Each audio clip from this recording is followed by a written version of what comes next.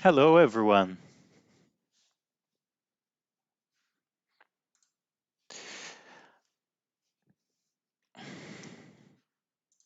Looks like YouTube is starting the stream automatically without me ordering it. That's fun. Anyway, I was ready already. So, hello, everyone. Well, we don't have anyone online still, but let me just give you a small introduction. So I have been planning to build some lasers on the channel for a while, and I even have been collecting a few parts. And two key parts here, I already collect them. So yeah, I was bored today, and I just decided to so let's start designing on Inventor. This is not something that I'm gonna build right now. There is a big announcement that I wanna do, but I'm gonna leave it to people that are in the end of the stream. And yeah, so let's go to Inventor and start designing this CO2 laser. Well, let's before we actually start designing, let me just give you a small introduction about what I'm planning to do regarding this laser in specific. First of all, I'm planning to build this CO2 laser, and it's gonna be more like a test bench for to investigate how we can extract the maximum of power of a CO2 laser, minimizing its size. So it's not gonna be like a closed laser like those Chinese ones that we are used to buy on AliExpress or any other supplier. It's gonna be a open gas laser where I'm gonna have recirculation of that gas through an external system.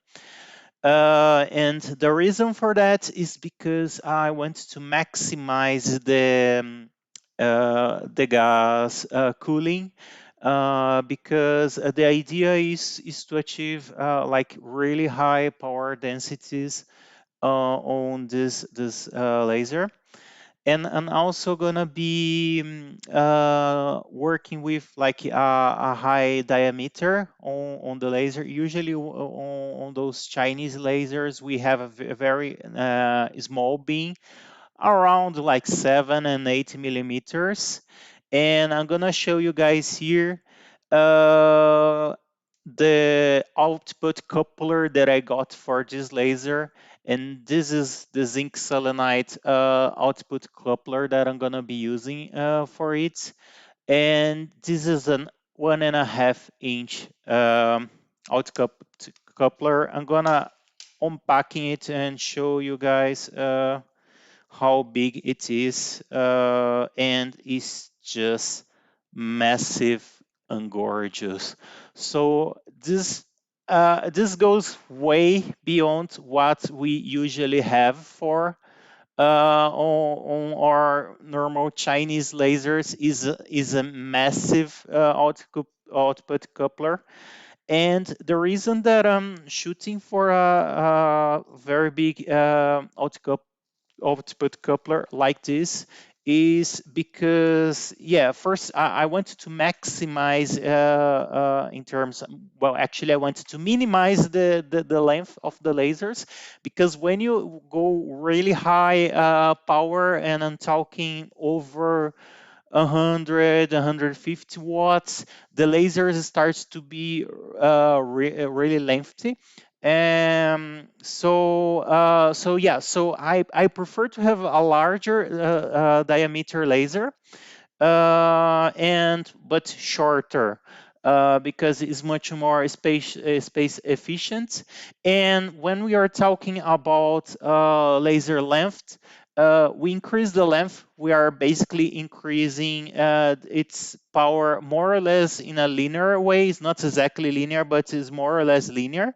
And well, when we are talking about area, we are talking about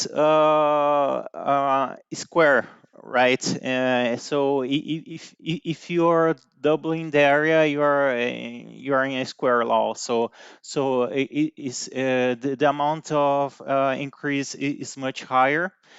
And then you can maybe asking, okay, but what you're gonna do with a extremely hard large bean? So yeah, so this comes the second part.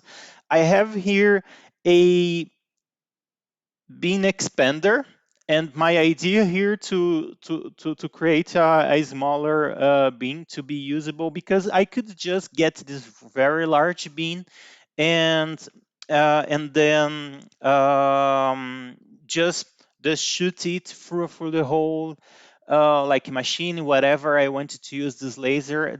My initial idea is to have a compact laser cutter. But yeah, then I need to have very large mirrors, and the lenses, the collimating lenses are gonna be big, and everything like increases exponentially the cost. So I already have this collimator here. This is sorry, a collimator, no, being expander, and this is a adjustable 2 to 8x collimator, and as you can see, it has I keep saying collimator. It's not collimator. It's being expander. It has like a really large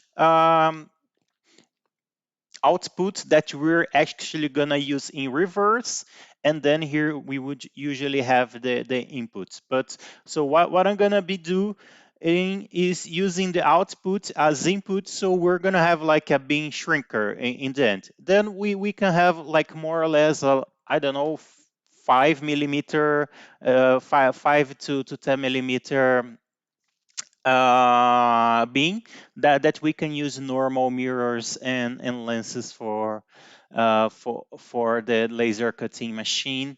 Yeah, so this is more or less the idea. Yeah, and as I said, I really want to use this laser to test different parameters. For example, gas pressure, because you usually to facilitate the ignition, let's call it ignition of the laser, the lasing process. Especially in DC lasers, we need to have a really low gas pressure. But something that I want to investigate is to have a variable pressure. So, for example, starting with a lower pressure on the laser to facilitate the ignition, and when when the lasing process starts, I actually raise this pressure, so I have more gas in the system, and then we have better efficiency. This is something that I really wanted to investigate. I have a few mass flow controllers as well here. So the idea would be to dose the helium, the nitrogen, and the CO2 yeah, and so and control the gas flow, and yeah, so test those different parameters. I wouldn't like to have an entirely open system, because yeah, as you know, helium is very expensive, and nitrogen and CO2 are not expensive. So yeah, could be a consumable, but the helium, that is an essential part for any CO2 laser, it's very expensive. So I don't want to waste gas. So investigating ways that I could regenerate the CO2 to CO2. So but in a way that we can actually have gas flow through an alt system, where we are gonna have some kind of gas heat sink that would be helping to take this heating of the gas off. Also, I want to have a really high flow gas through the tube, because cooling for really high power lasers is basically essential. We're gonna have two cooling systems. So we're gonna have the normal water jacket, because yeah, the laser tube is gonna heat up even with high flow. It's gonna heat up. So I want to keep the tube as cool as possible. And hi there. And so yeah, so we're gonna have the water jacked like in any normal CO2 laser, but then we're gonna have this airflow system that's gonna be more like a car intercooler that is used in the ingest of air in cars to optimize efficiency. So probably it's gonna be some model of this, because I really need high airflow and less obstruction as possible. And then, and this is something that I'm not sure how I'm gonna do yet. I'm gonna need some kind of turbine to provide the maximum airflow as possible. And noise is something that I really want to keep as low as possible. So yeah, I'm gonna need to investigate what kind of what kind of air pump we can have to minimize noise, but at the same time have a really high flow. I think then some kind of turbine is gonna be the best way to go. So now that you guys have an introduction, so let's go to Inventor, and I'm gonna start designing the parts. So the most important measurement that we need is the zinc selenide output coupler. So we're gonna start there. So I'm gonna design this coupler on Inventor, so we can have a reference. So let's come here and say I want a standard millimeter part, and so let's call this output coupler. Yeah, we're despite that is in inches, this coupler, we're gonna just say it. So let's start any plan here. I really don't care. And then I'm gonna say here that this is 1.5, and then we can use this way to say, well, it should work. Yeah, no, I need to type it inches. So 38.1 millimeters is the diameter for this output coupler. Bear in mind that the actually active region, it's smaller first, because we need to have like a mechanical clamping uh, of the coupler itself. So of course we lose a little bit there, but the reflective coating is slightly smaller. So yeah, we are not gonna have 38 millimeters. It's something more like, if I remember correctly, I need to check afterwards on the spec. Let me see if it says here. Not exactly right now, but yeah, it's not important at this moment. And now we can extrude this, and we can say that is 0.236 inches of thickness. It is a very thick output coupler. And here I can just say like polycarbonate smoke, so we have a translucent coupler. Okay, so now we have our most important dimension on the laser, and now we need to work from here on the design. So yeah, so since this is a laser where we're gonna be recirculating the gas outside of the laser tube itself.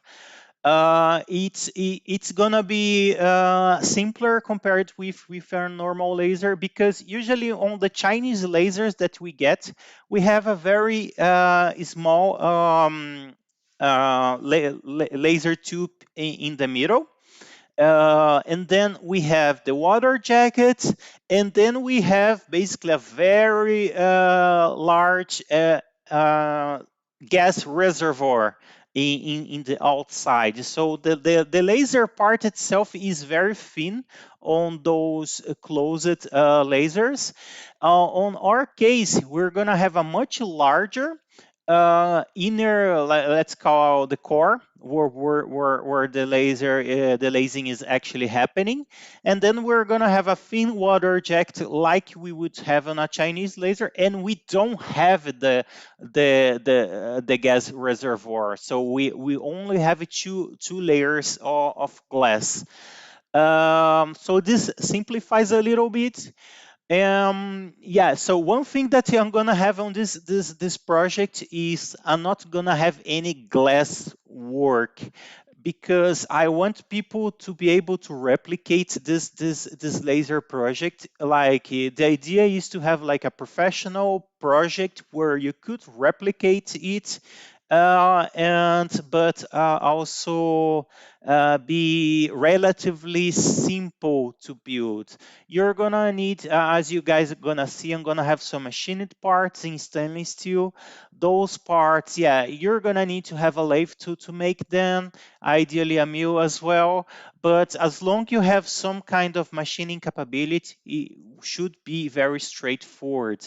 We're gonna use borosilicate glass tubes to make this laser, and the only thing that we actually need to do is to cut the tubes to length. So it is the only thing. Usually it's very easy to cut. You can use a Dremel, or you can use the heat process to cut, and we're gonna basically bind the part with epoxy. Why epoxy? Because yeah, like the Chinese, everyone uses epoxy to bind the mirror and the couplers, and works fairly well. So yeah, we're going with the epoxy because it's really the easy route, and is also very easy to replicate. So for people that wanted to build it, it's gonna facilitate as well. So for me, all those parameters are important. So let's start here first with this outcome. So would be the output side, but like the mirror side is more or less the same thing. The only thing that we are gonna be doing a little bit different is because probably the mirror is gonna be a slightly different diameter. If I can find the same mirror diameter with a reasonable price, I would go for it. But yeah, I'm gonna look like for the size that fits our beam, with the smallest price, and I go from there, because like the machining price basically doesn't change much. Well, it would be nicer if the parts were symmetric, because you have less parts, but yeah, I'm not concerned with that right now. So let's go here. I'm gonna create an additional document, and I'm gonna call this I'm just gonna use numbers, because yeah, it's really hard to keep naming, I mean, things. And now I'm gonna start here with a sketch, and I'm gonna use, I love to use revolver for lathe parts. It's just much easier. So yeah, the coupler is a little bit off, but we don't need that reference right now. So we have a hollow part, right? So let's think about what we need. So I'm gonna consider here my 0 point as the face where the coupler sits. So we more or less are gonna need yeah, so I space here to hold this coupler, and I'm gonna use O-rings to hold the coupler. Hello, good evening. Yeah, thank you very much to join. Yeah, so I have been procrastinating with this project. It's not that I'm procrastinating, but a lot of things have been holding me back. So yeah, so I just decided to make a live stream. So I officially started this project because I'm actually really excited about this project. So okay, so our output coupler is 1.5 inches of diameter. So let's just put this. So it would be 38.1. So I'm already gonna convert this to millimeters. So I'm gonna place here 38.2 millimeters. So we have a little bit of clearance for the output coupler. I didn't check with a micrometer how accurate it is, but I guess it's very accurate because I guess it's a ground surface. Yeah, so this is actually wrong. This shouldn't be here. And let's just place this. So now what we are gonna have here is I don't know if I can call it a journal for the O-ring. I want to use an O-ring because yeah, I want to go very gentle with this output coupler. It's one of the most expensive parts on the laser build. Is this output coupler. This is from EV.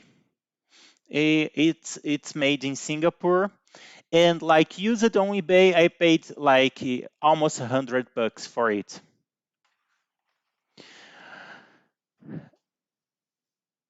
Uh, what you cannot cut?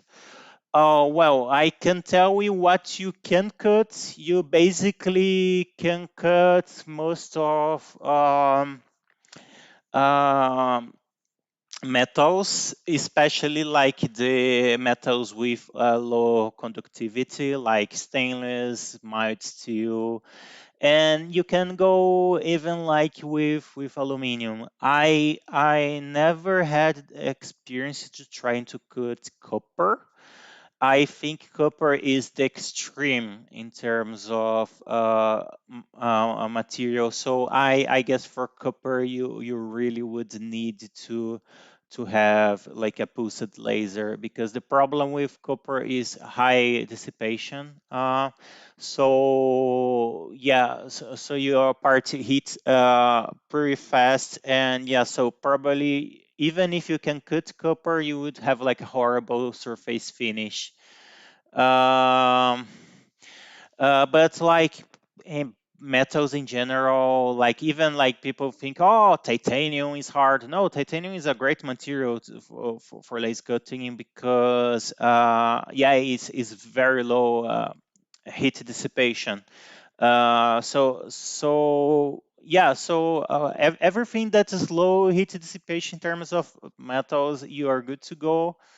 Plastics depends a lot. So, for example, acrylic is very easy to cut. Polycarbonate is like nasty, and, like it melts a little bit, but maybe with a high power laser, you can just cut faster and don't let it get really nasty.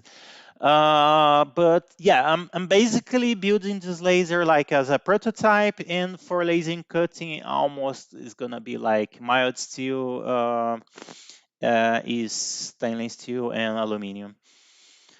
So okay, so here I'm gonna just consider like I think 1.5 millimeters of oops 1.5 millimeters, uh, and I'm gonna set this as 1 millimeter of depth for our O-ring. And now I'm gonna define a constraint here. Uh, so we need another constraint here to set the R0. Yeah, that's good. And what is, yeah, so now I need to define here. I'm gonna set this like 1 millimeter for now. Not exactly, I'm gonna need to check. Let me check this. Where is my caliper? Uh, it always goes away when I need it. Okay, so I don't have it right now, so we can like leave this dimension for afterwards. Well, actually, I am wrong. No, that this is not accurate. I just realized that we actually need more space. I'm just gonna create an extra surface here because I need to clamp. I needed to have a flange here to clamp the screws around the coupler. So yeah, I'm just gonna create this extra.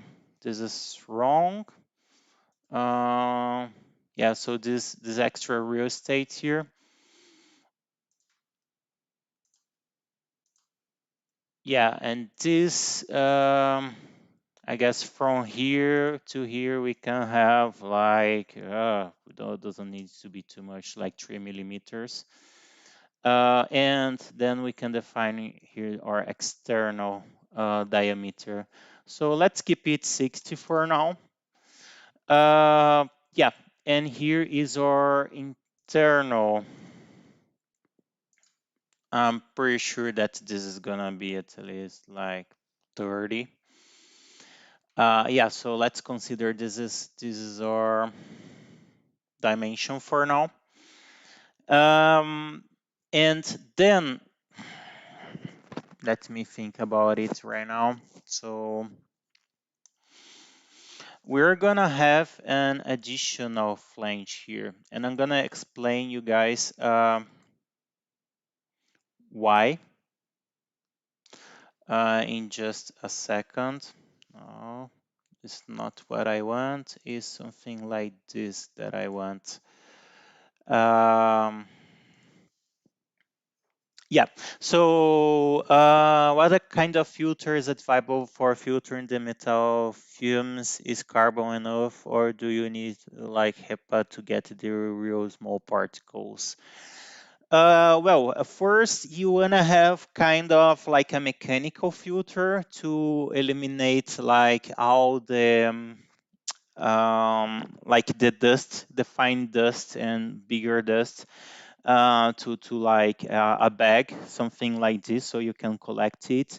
Like the guy from Stuff Made Here, he made something for his, I think it was plasma cutter, so you can have something very similar to that.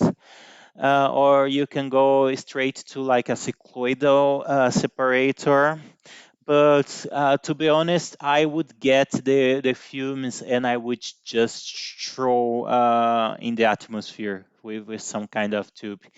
Is the most straightforward, and yeah, just put the machine closer to a window, and yeah, with some kind of holes, just just throw away, because yeah, if you go to filter, it's just more expensive, and yeah, and then it's one more consumable that you must have.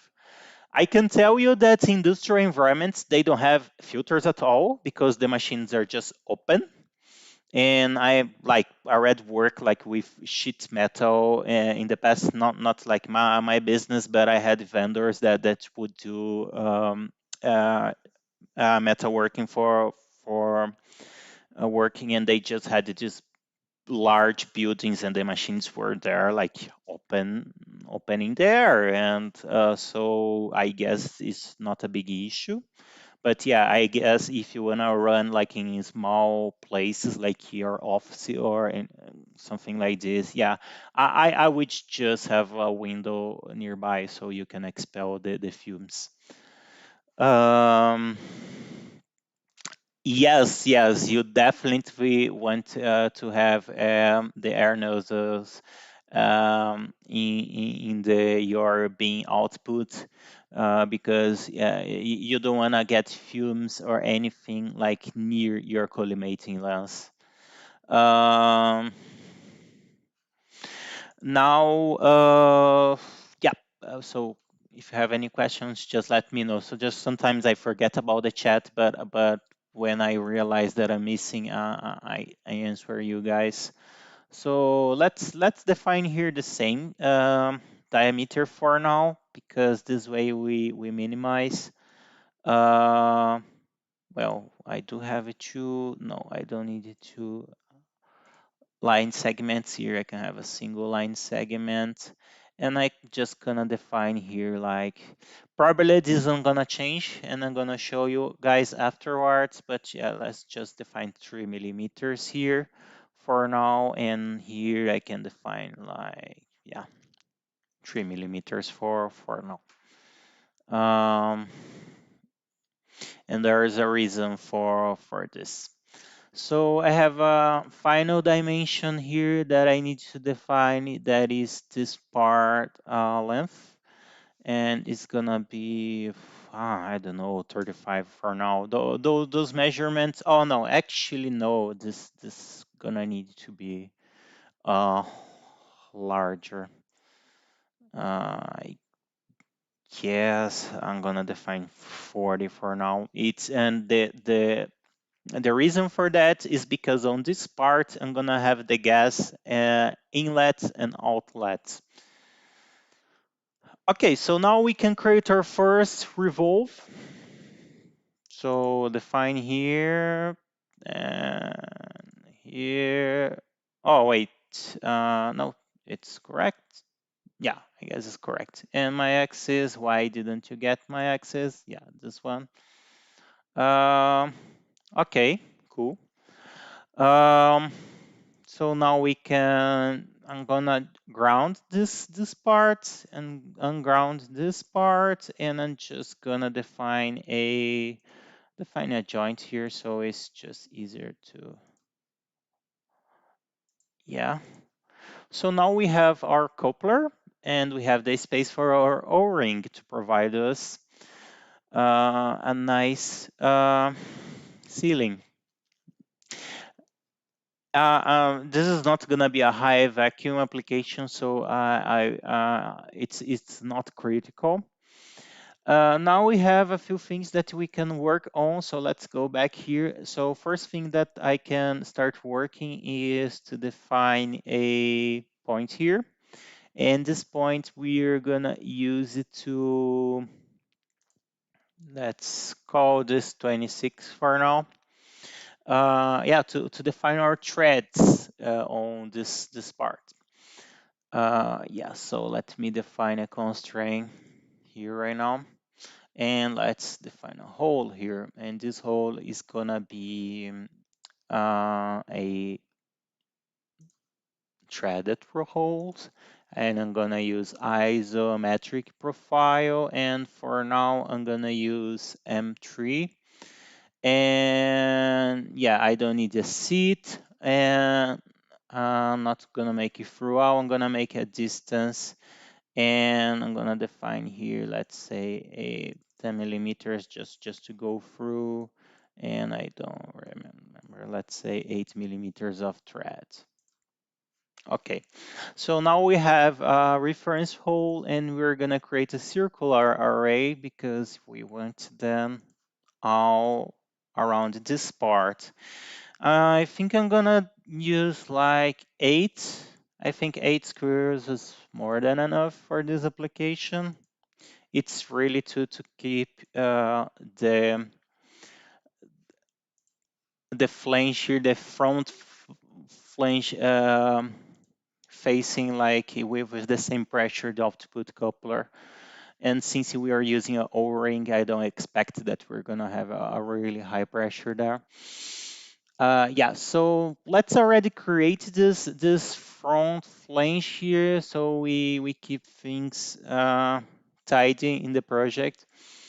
So standard millimeter IPT.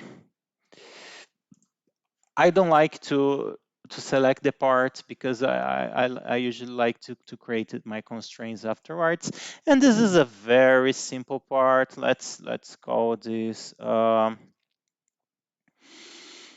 35 for now, and was 60, right? If I remember correctly.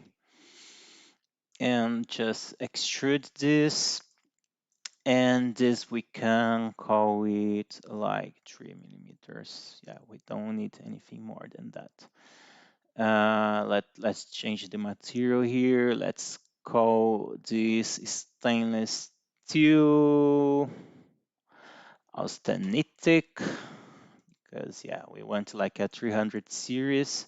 And also let's change the material on this one as well, because yeah, we want to like least corrosion as possible. And here we can also define the same hole, but this is gonna be a clearance hole right now. I think it was 26, right? If my mind don't is not failing. Let's define a horizontal constraint here. And now we create another hole, but this is gonna be a clearance hole. ISO M3, and yeah, through all. That's cool. So now we can simply no, let's use the external as our constraint. Apply, and now we can actually index this with our hole. And I always like to do it, because if you change the hole's diameter regarding the array, uh, you're gonna break your constraint, and inventor is gonna immediately tell you. If you don't put like an indexing constraint between your two parts, you can change one and you forget to change the other one, and then things go bad. So always good to have an indexing constraint right there. So now we select our hole, and we select our rotation axis, and we define our 8. And basically we have a part. Afterwards, I can create chamfers. uh, uh, well, I actually none of them. I could call myself a little bit Italian, because my family, basically everyone, is an immigrant. My ancestors are immigrants from Italy. But I am Brazilian, but I live right now in Germany. Yeah, I just had to create some. Yeah, so as you can see, I already had like some problems with my constraint here. So for now, I'm just not gonna create any chamfers. Yeah, so I don't break my constraints. Yeah, so I'm Brazilian, but I live in Europe. Um, okay, all right. So now we have a second feature on this part. And this is, I think, is gonna be one of the reasons that I actually wanna increase this diameter, and you're gonna understand like very quickly why. Um, it's because we need an offset from plane, and could be this plane, and then we can bring it more or less like so. Actually, there is a better way to do this. So we can use the tangent to surface through edge. Or let's use this tangent to surface and parallel to plane. So we select our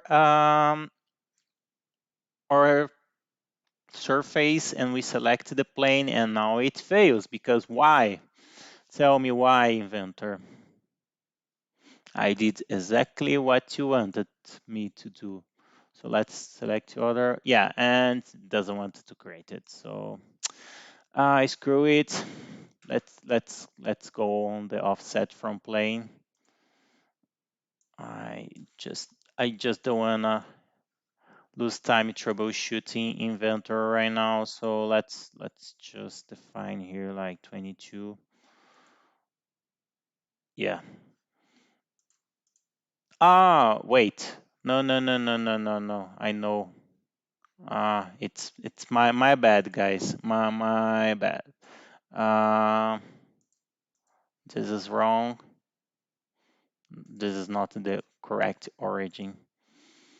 Uh, please delete this work plane for me, inventor. No, so let's disable this adaptive, and I absolutely love when it does not show me the.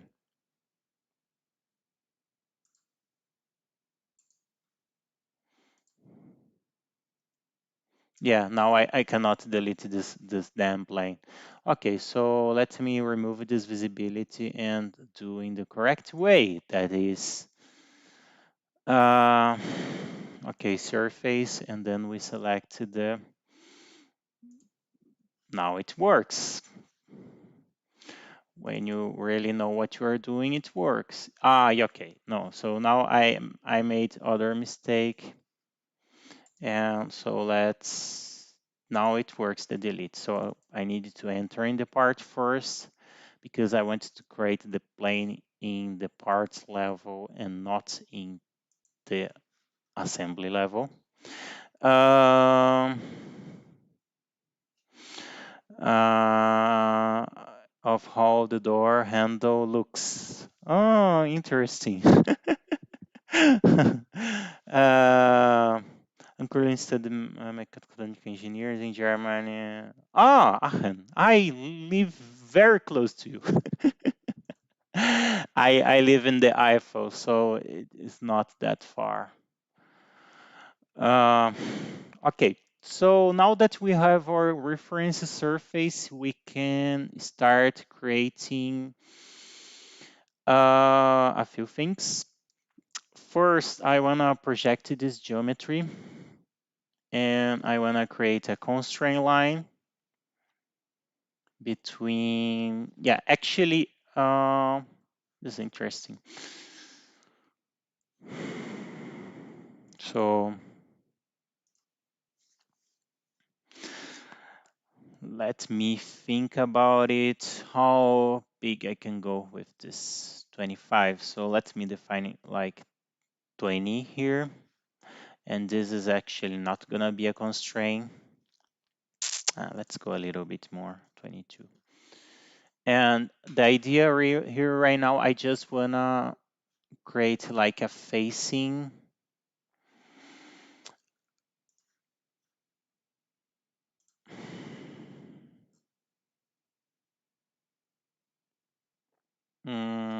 No, I changed my mind. It's gonna be easier machining if I go like so. Wait, I am creating, no. I'm creating the sketch. So new sketch here. Yeah. And now I can come up and say, yeah, so let's say here 60 and we say 22. Finish sketch. And the reason for that is because I want to have some flushing here. And you're going to understand very quick why I need this. And I think like 2 is going to be enough. No. And it's cutting. Yeah. So now I don't need this work plane anymore. And also let me change here to visual style realistic so we have a little bit more contrast. So yeah, so now we have a Luxembourg. Yeah, it's not so far as well from where I live. Yeah, so now we can just start a new sketch here. And now I can create a circle. For now, let's call this 16. I'm gonna need to find some. Oh, actually, no. I don't need this. What I'm doing. Oh, I'm already on the. Okay, cool. So I have my points there. And 3D model, let's create a thread.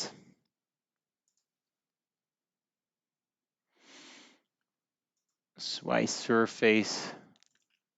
Ah, it's a hole. Ah, I'm so bad today. So let's for now just use metric.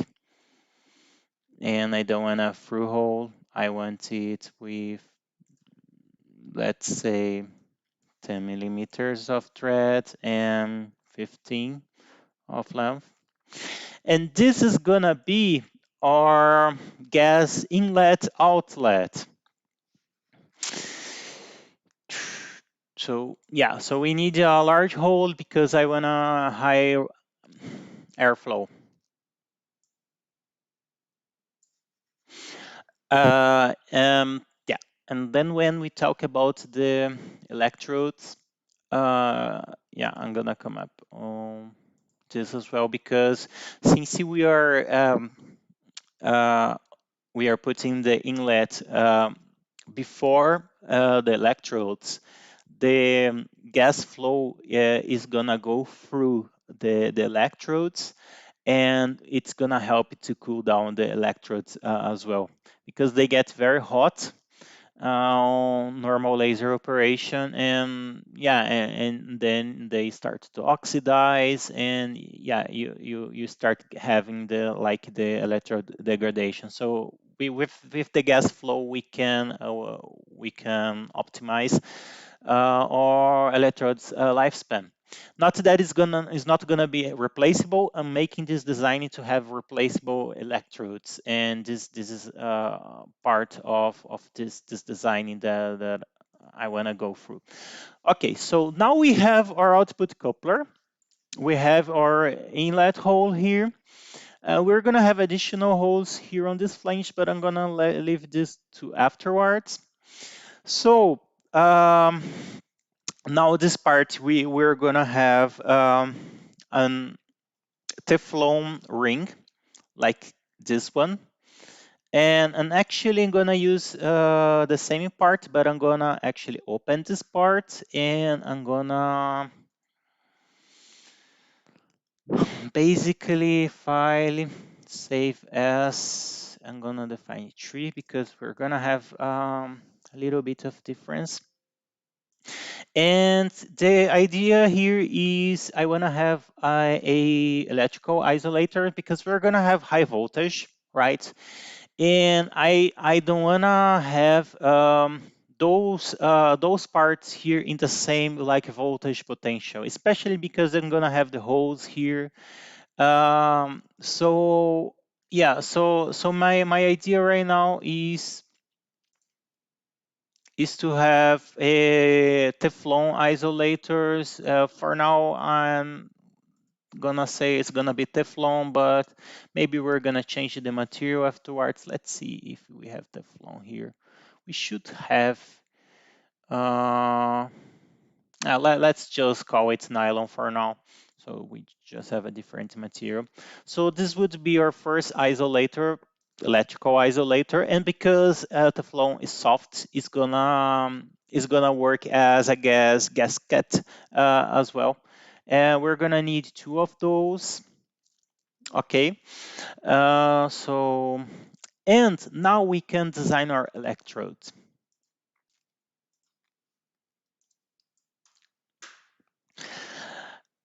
And we're gonna do basically, let me select here standard millimeter IPT, and we're gonna have another revolve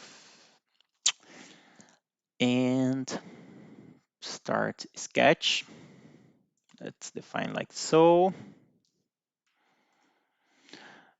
Yeah, so this part is simpler. Well, kind of simpler. So first, let's design our center line, construction center line, like so. Now we can disable this, and we can basically come up here and say, I'm just thinking now. And yeah, so the electrode design is something that I wanna think a little bit. This is gonna be like so. I guess the inner part is gonna be like a just normal cylindrical shape, and in the external part we're gonna have some features. Since I'm gonna thread on this part, I'm gonna call this 5 millimeters. We don't need those 5 millimeters.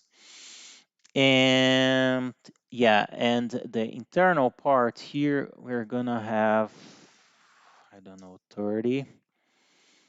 And the external part, we already know that is like 60. And so now this, let's define a vertical constraint here.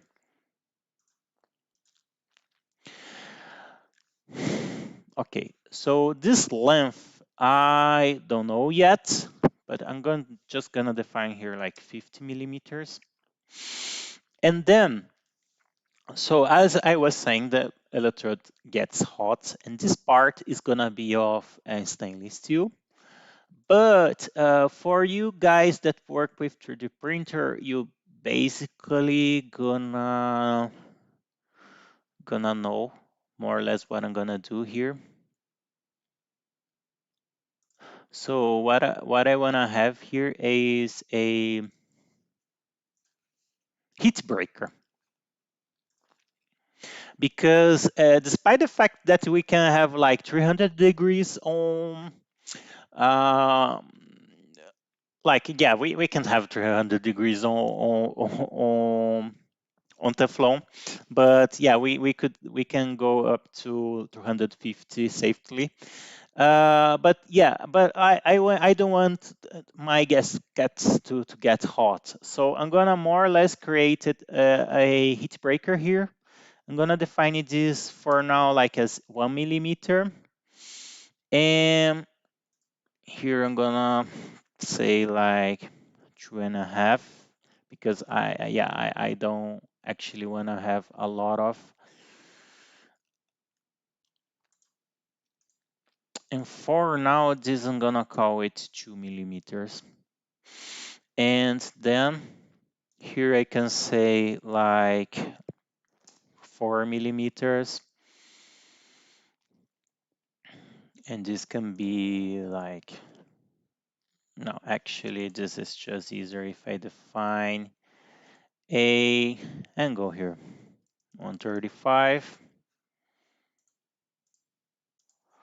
135.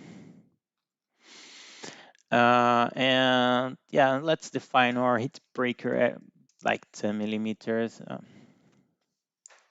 Yeah, so for now, something like so. Those measurements are not final. I like to have the rough dimensions for my whole design before I fine tune them. So now we can revolve. And actually thinking again about this, I'm gonna make this not necessarily for mechanical reasons, but I'm gonna make this 10 millimeter. And I'm gonna explain you guys in a moment. Um, yeah, so now that we have this part, we can come up and say, let's have a joint. Hmm, Let me grab from external part, apply. Let me change this material to stainless as well.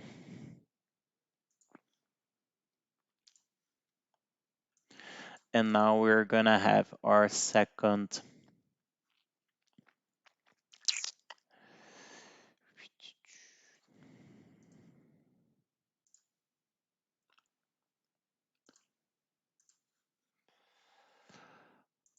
our second isolator.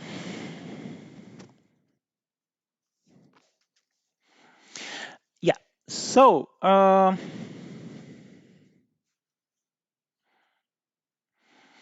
there is a feature that I can already create here. That is, now we follow the same procedure. We create a plane here, and then we start a sketch here, and then we say, I want to have a point like so. Yeah, so first of all, let me remove this point and just say, please create me a like 16.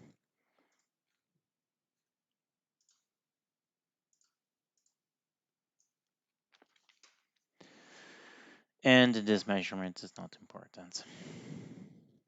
So let's keep it like so. And let's flush here the surface.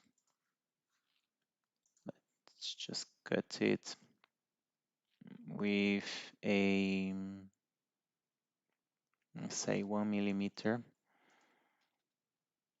And it's this size. Okay.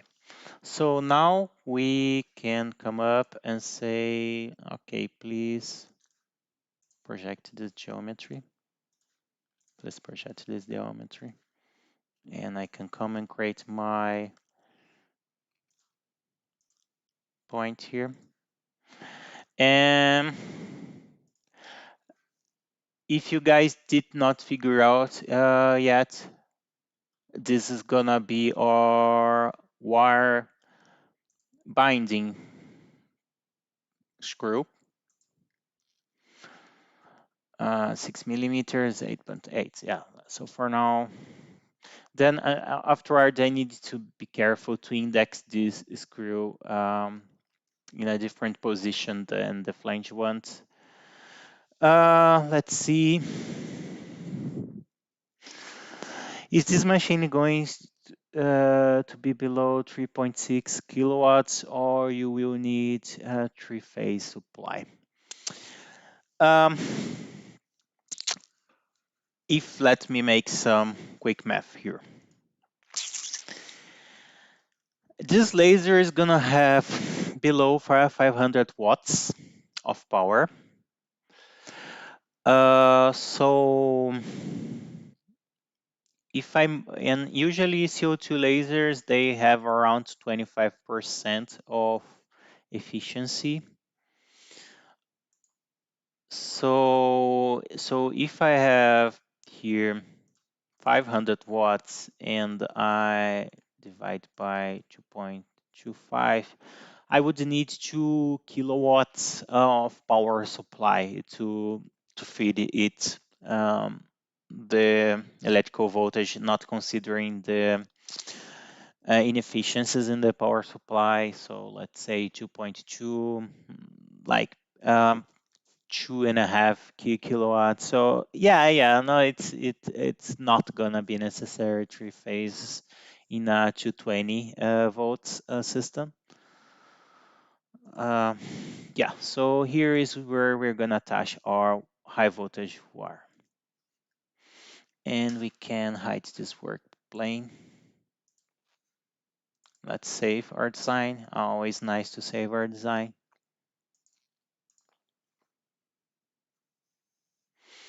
This is just to let you know, this is not actually like a proper high voltage isolation at right now. Maybe I'm gonna optimize this design, but I just don't wanna have like a direct contact between, like, for example, the hoses, the output coupler, and or electrodes. So this is the reason that I'm making like those isolators here.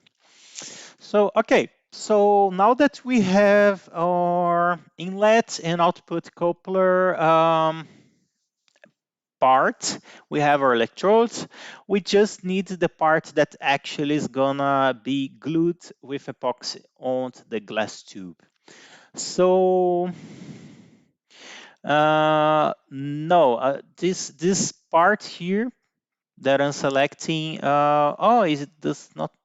Let me see if it shows selection. Yeah, I just see here that the live is a little bit delayed for my voice. So this part that I'm selecting right now is the electrode itself. So, and this is the reason that I made this relief here is to keep like the high temperature part where the gas is most gonna be like um, interacting with the electrode. Yeah, so this is the part that our region of interest, and this is like a thermal relief, so we don't let a lot of heat goes in our gaskets. Yeah, so now let's design the last part of it, and let's yeah, create, and this we call 005. I love to use numbers for parts because then I don't need to think about their names. Yeah, so start a new sketch. So this part right now, uh, I want to make this like, yeah, so let me just put construction and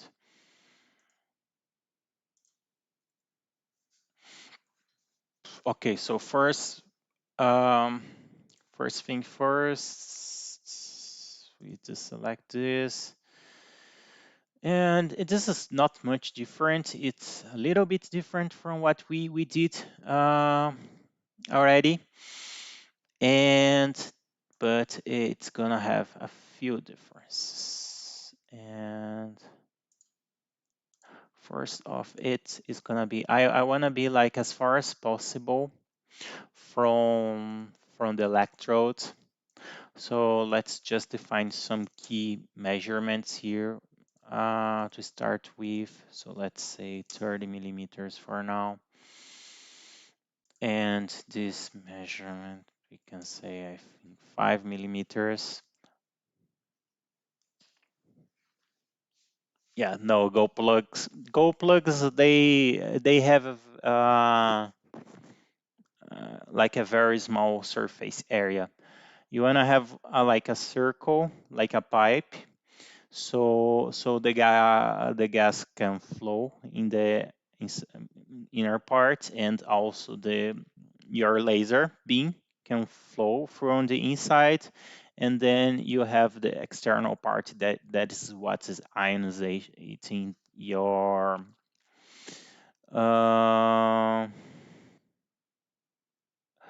uh, yeah, so your your guess. Sorry, I just received a Discord message here, just distracted me for a bit. uh, yeah, so and now this dimension here, I'm not exactly sure right now. We're gonna have a look into let's call this 45 for now, and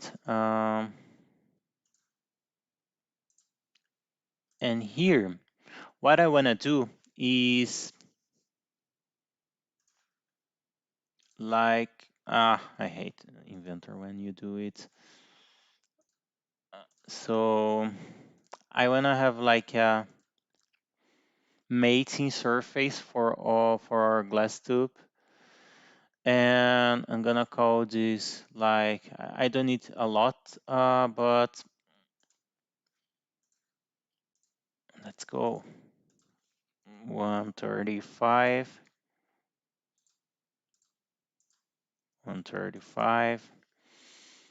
So we can make those parts equal over constraint. Ah, okay, that's fine. And we can define this depth. Why are you not working? Please work. Yeah, not much like 1 millimeter. Yeah, you can say, oh, this sharp edge is, but yeah, for now we keep this. And this is basically where we're gonna apply our epoxy to bind with the glass tube. So, and because of the difference in expansion ratios between the borosilicates and the stainless steel, yeah, I don't want to make this a tight fit because yeah, we're gonna break our glass if we have a thermal expansion. So yeah, I'm just making this 45 degrees angles here to have some relief. Uh, okay, so then this we can just come and say revolve. And also, yeah, just to make life a little bit easier, let's define a very tiny radius. Okay. Oh, actually, this dimension here I need to define based on the glass tube. But yeah, we can do this later on. Nah, fast comes up. Okay.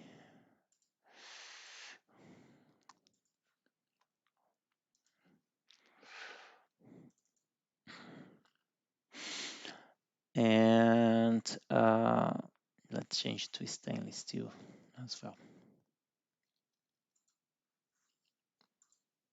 Okay, cool.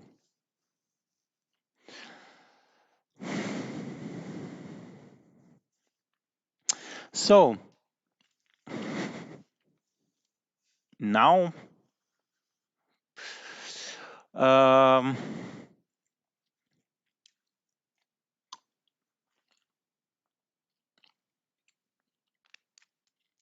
and just thinking. Yeah, I didn't decide how I'm gonna make the water.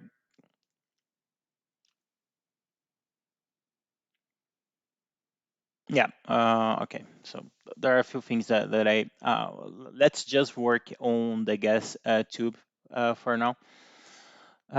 So our next part is gonna be our internal glass tube. And this is a straightforward part, it's just a pipe.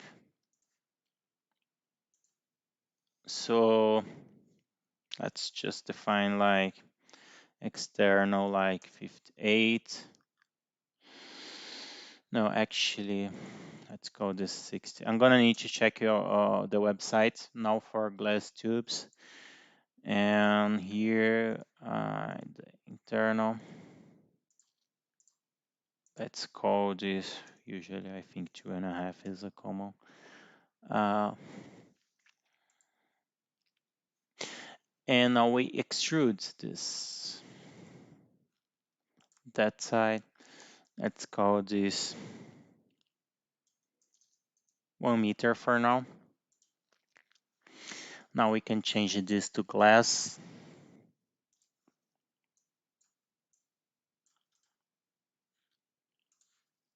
Now this surface is gonna mate with this surface. And of course that, oh no, sorry. Let's use joint because yeah, joint is good.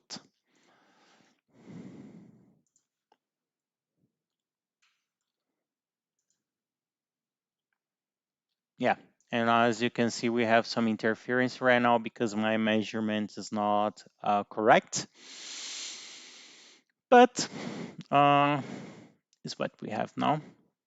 Probably I'm gonna change this a little bit because yeah, I'm having an idea here right now.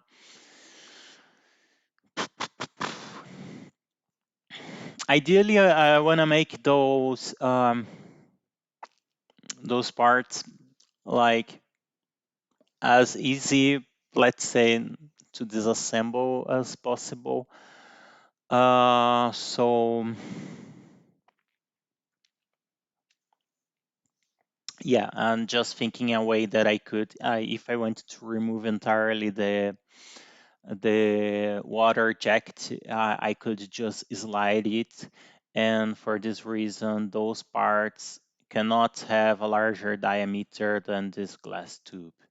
So this is something that we must check. Um, but yeah, this is the main idea right now.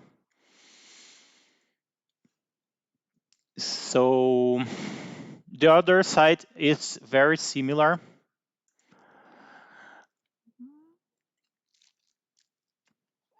So yeah, I can even replicate, just like copy and paste those parts right now. Command C, Command V, so this way we copy all the constraints.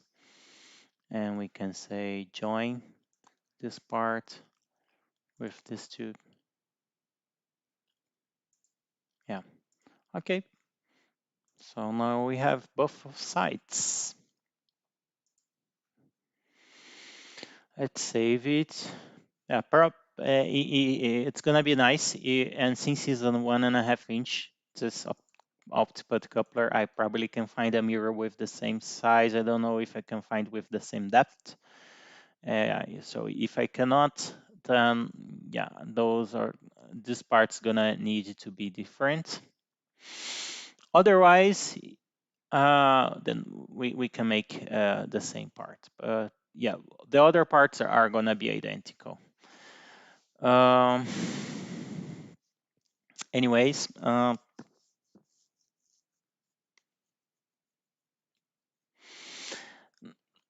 there is something that probably I'm gonna need to. Well, the thing is, since I'm gonna have a high flow rate here, I'm expecting to cool those parts with the gas itself. But there is a chance that I'm gonna need to change at least this part to have like water flowing through it to keep the output coupler and uh, the mirror. But yeah, this is something that I can change afterwards if I feel it's necessary. I can just measure the temperatures, and if it gets too high, I can change this part with like a water block thing. But for now, we're gonna keep it simple. And in the beginning, I'm not gonna run this laser for long. So I wanna first experiment, come up with results to see if it's reasonable to go through with this project. And yeah, and then think about those additional details. Um,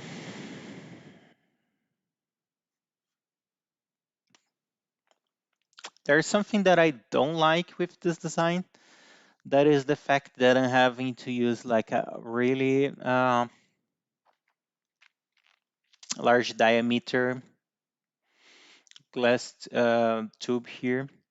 And the reason for that is because like my gas flow is gonna go through the inside of this electrode. And so I'm gonna have like a really nice high speed flow here, but then through the tube, I'm gonna have a much slower gas flow. And that is just something that bothers me thinking about it right now. So maybe this is something that I'm gonna change. But if I go in this route, then I can't remove my water jacket. Um, yeah, so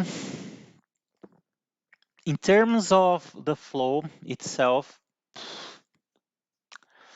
in here in the middle of the tube, definitely is gonna be laminar flow. Yeah, because I have the same direction. I don't know what is gonna happen here. I probably gonna have some turbulence here. in some parts would be more or less good, because then I recirculated this air that is jammed here. Hey cat, what's up? But yeah, this is another aspect that I wanna test. But yeah, what we're gonna have here basically is on the inlet, we're gonna have like an expansion of the gas coming. So we're gonna have a slightly smaller pressure here. But yeah, so it's gonna be more or less like the expansion that we have like in a cold gas thruster. Not exactly, but yeah, it's gonna expand, and with the length, it's gonna flow the entire tube. But yeah, I don't want to think about it. This right now is something that I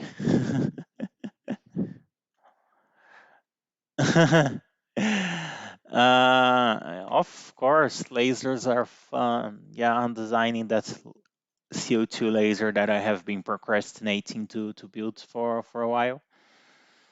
And now that I got my output coupler, the nice one, I can start designing it, because it's yeah, it's the crucial part that defines basically the entire laser size in terms of like, yeah, diameters and parts that I need.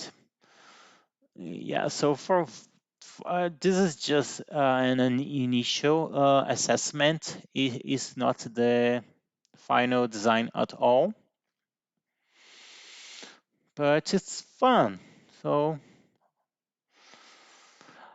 okay, so the last thing that we need to do is to create a additional tube. Let's open this glass tube, and let's save everything first.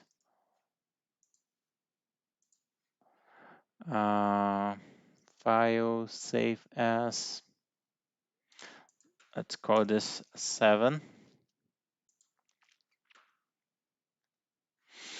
And now we increase this diameter. Let's call this 7 for now. I think I'm gonna need more, but yeah, save it. Now we place the number 7.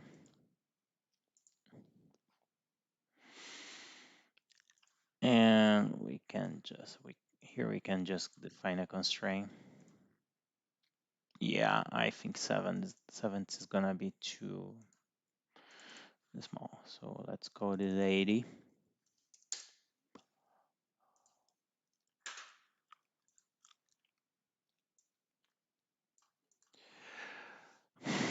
Oh, I'm gonna show you guys. So let me change my OBS screen here. Oops. Uh, yeah, you don't wanna see this, but you wanna see this. So yeah, so this is a German website that has yeah, a lot of tubes, and I'm gonna be using their tubes. So since we are here, let's find the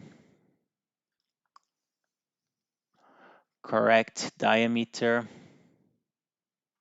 I need at least like third of 6, 40, 44. The only thing that is annoying about this supplier is that they sell boxes with many of them.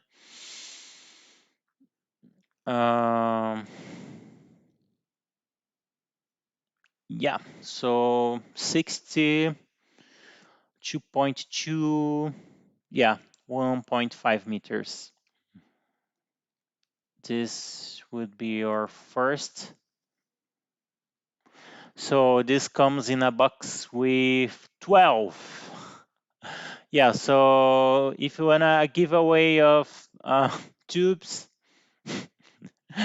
I'm probably gonna have some spare ones, and they're fucking expensive. Yeah, but what you can do if they come 12, it's not actually that expensive, but it's gonna be like 15 euros each one of the tubes. But yeah, I need to buy a box. So what I can do, and I'm gonna need to have the other, like the bigger diameter. Let's see it, I guess. Yeah, so yeah, 2.5. Oh yeah, and this is actually cheaper because despite the fact that it's bigger, it comes like only 4 units.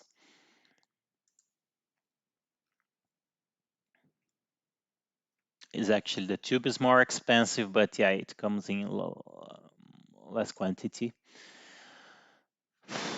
Yeah, 82.5 and 62.2. So now we have our final dimensions. Let's change here to inventor again, and I can go to the live stream. Yeah, I can give you one of those tubes for sure, especially for that vacuum pump. Well, that vacuum pump I think is already mine, right? I already told you that was mine. Yeah, so it's a 2.2 millimeters, and I could go with thicker tubes, but since I wanted to maximize like the heat exchange between the water jackets, yeah, so let's go with the thinner one. And yeah, and the second one is our external, and this one is, yeah, 2.5 by 80. Let me just confirm that it is external diameter.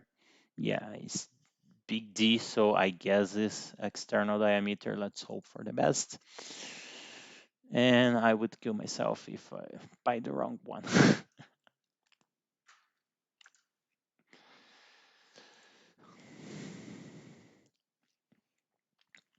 Okay, so things that I want to change.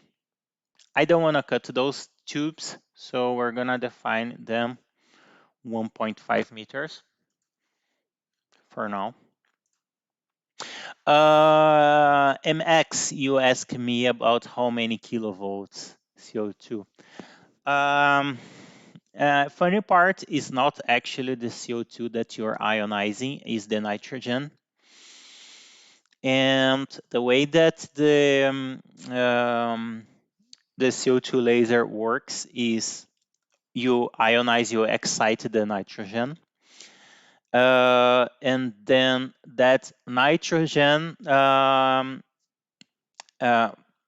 excites the CO2, and the CO2 itself is gonna lace. The CO2 does not ionize by itself, and this is the reason that we need the nitrogen. And the helium, the only reason that we need actually helium is to be a heat exchanger, because helium thermal conductivity is very high. And so if you really want to have an efficient CO2 laser, you need to have the helium.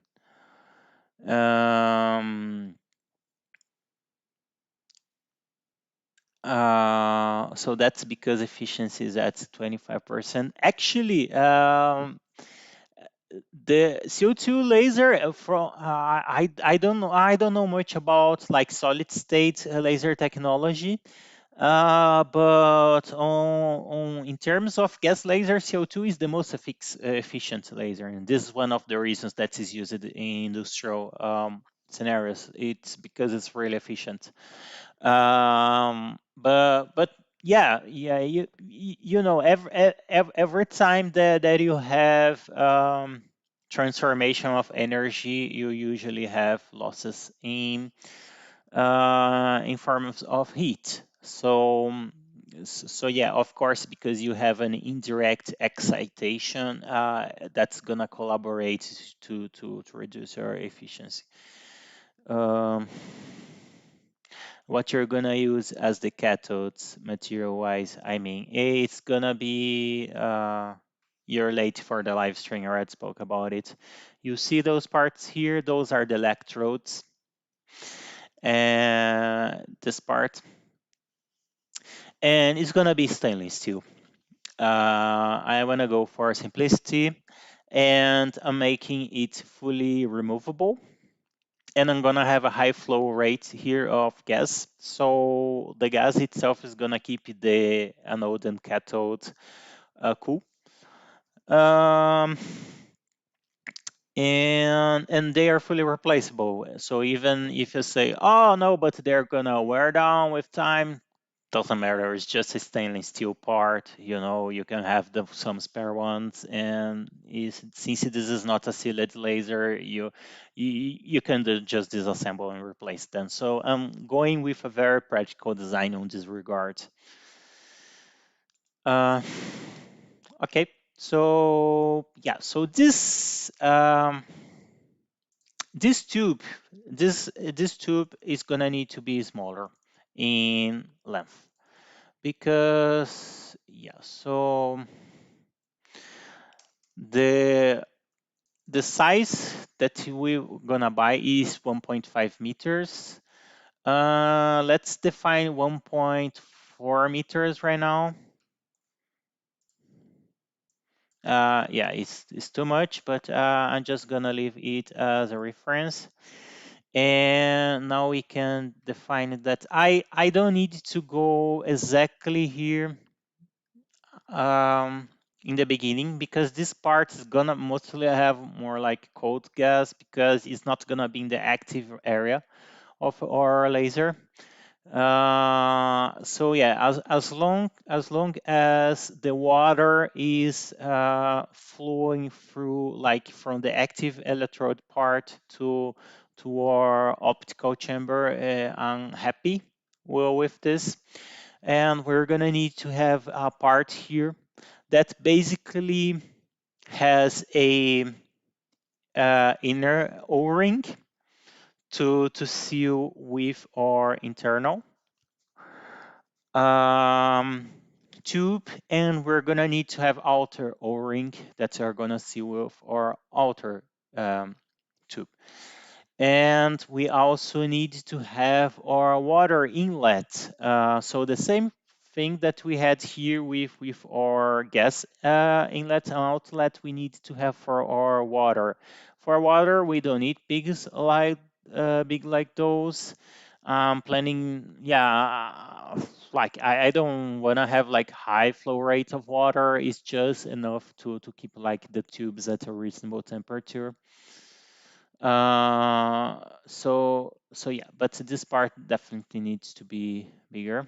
So what I'm gonna do here right now is, first let me take this visibility of this tube so it makes my life easier. And I'm gonna define this constraint here with this face. And now I can say like minus 5 millimeters. Let's call this minus 10 millimeters. Yeah. And now I can measure. Now I can use my measurement tool and say, you see this? So get this, measure with this 58.0. Okay, 58. So I need more 68. So I can call this more 68. Okay, cool. So now we have the same.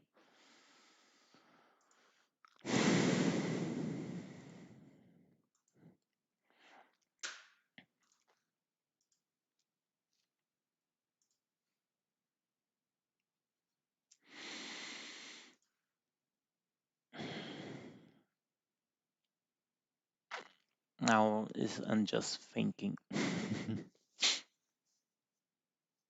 Okay, that's good enough for Germany. So last part, and the last part is so standard millimeters and is 008.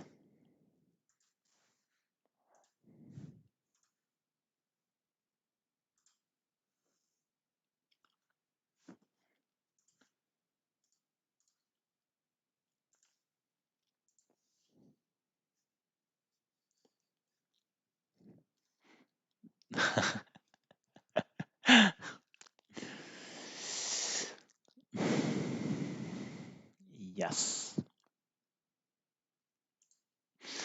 I maybe, yeah, I think I really don't wanna have leaking water on my laser, so I'm gonna use double seal. And then I need to have additional, yeah, so I basically can use the same. Ah, I hate, shit. I'm using construction line, but for now we can change afterwards.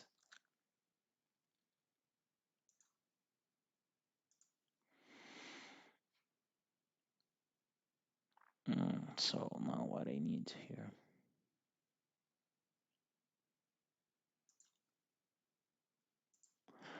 Let's,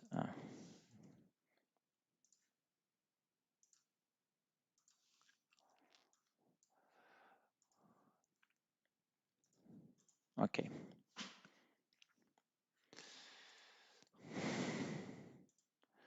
So now we change things a little bit. We need to say that this is 60 and this is 80. No, no, it just needs to be larger. Right. I hate when Inventor does this.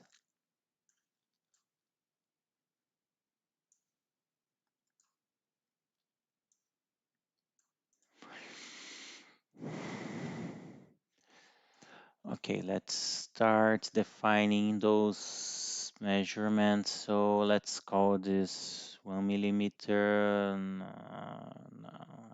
No, I don't believe I'm gonna have a so small O-ring. Let's call this for now 2 millimeters. And define some construction constraints. So these constraints go here, this goes here, this goes here. Oops, no, wrong. Okay, so here we can define this as like 2.5 millimeters. Here we can define like 2 millimeters. Now let's put some sanity to this design.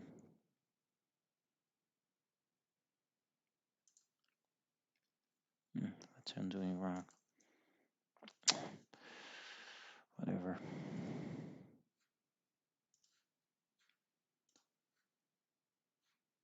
No, wrong.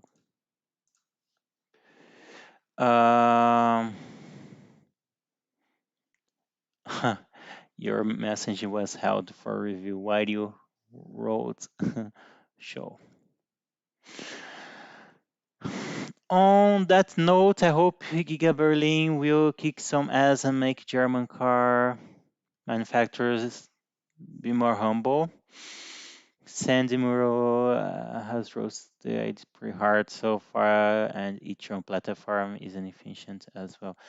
Uh, yeah, I am following Sandy, and I think he is a master in manufacturing process in general, and I think that manufacturers are just crazy to not hear him more. Uh, okay, so I guess I found my issue here. What I did wrong.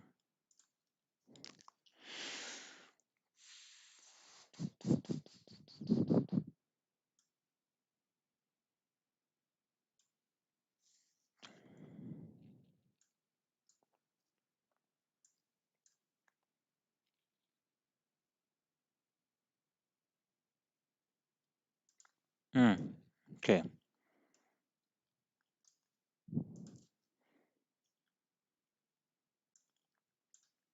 No, no, this is ah, yeah, I laugh a lot with those last reviews for the Volkswagen because despite the fact that Sandy is an incredible smart guy, he really does not understand how Germans think and work. And I think the only way for you to know this is to live in Germany, if you know what I mean.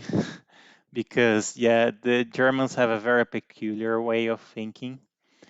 Yeah, like I see the design for the Volkswagen car, and I just see, oh, this is so much German. I wouldn't expect anything different from that. Uh, and yeah, and Sandy gets very frustrated. I think it's very funny. Um, but yeah, the American way of thinking is way different. And yeah, and this is the reason that I think that it's not that the German car manufacturers couldn't like keep up with like in terms of adoption of new technologies, but the problem with Germany is the mindset. You know, it's not what the time that you need to develop. Oh, you need to develop, I don't know, a new inverter, a new multimedia system, but to change the mindset of product managers and the whole like chain of command in Germany, people are very conservative. So it's really hard to change that. And yeah, and this is what Sandy does not understand. Uh, but yeah, it's a cultural thing here in Germany. Um, so yeah, so for me, I think it's very funny to see him like fighting, but yeah, I think his complaints are totally reasonable. And if those manufacturers they don't watch out, Tesla is just gonna crush all of them, especially now that we're gonna have Giga Berlin. And yeah, definitely the prices for Tesla cars in Europe are gonna go down. Especially because yeah, people care less about luxury, I believe, in Germany than like in uh, America, because here people are more like utilitarian. So yeah, they have a car to, oh, I need a car for transport. I need to, not just like, oh, like in United States, oh, I have a pickup. I know I don't transport anything. I just want a big car to show off. I think people are less like so in Europe in general. I don't know much in actually in Germany, because here in Germany people has a lot of this car thing, and I am not a car guy. I really don't care about it. For me, car is just a tool. But but yeah, I guess this is a thing in Germany. Okay, so let's define some constraints here.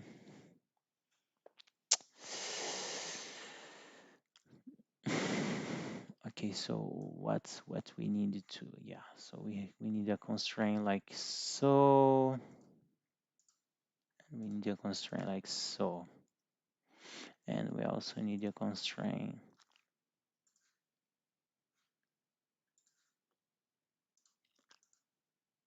Yeah, why don't you wanna give me this constraint? Ah, okay, because I already defined a size here. Let me see what you're writing.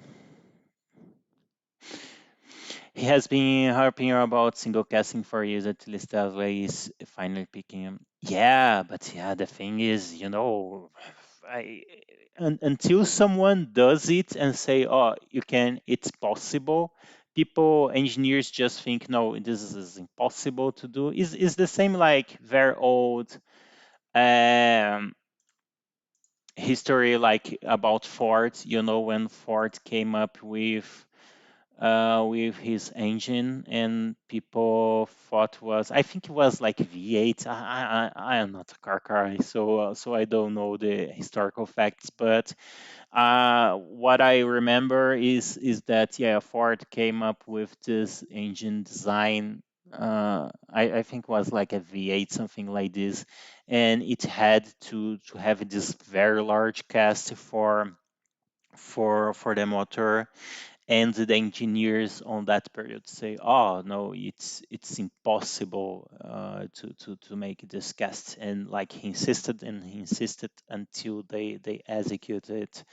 So it's more or less the same thing what Tesla is doing right now, because until now, was impossible to have a cast with those dimensions, and now that Tesla is doing, people are just gonna say, "Oh, we don't have excuses anymore."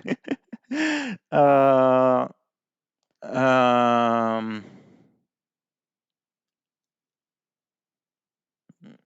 A3 DC solar energy storage. No, I don't know those guys. Maybe I can have a look afterwards. Um, okay, so yeah, this is gonna be a little bit different, but I just wanna revolve it so I can fit it. So as you can see, we have internal O-ring. Um,